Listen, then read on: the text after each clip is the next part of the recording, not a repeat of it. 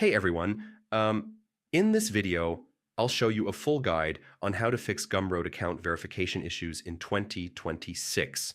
Yeah, if your account is stuck in verification, documents are rejected, or payouts are on hold, don't worry. This guide will help you resolve it step by step because, honestly, verification problems can block your earnings and limit account access.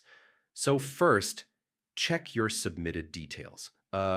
Make sure your name, address, and personal information exactly match your official documents because even small mismatches can cause verification to fail.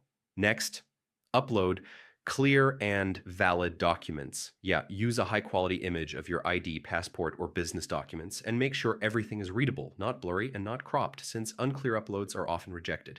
After that, verify your tax information. Gumroad may require tax forms depending on your country, so ensure all required details are filled correctly because missing or incorrect tax info can delay verification. Also, check for email notifications. Gumroad usually sends updates if your verification fails, so follow their instructions carefully and resubmit the required documents if needed. And yeah, avoid multiple failed attempts. So, submitting incorrect info repeatedly can slow down the process, so double check everything before trying again to prevent further delays. Finally, contact Gumroad support if the issue continues.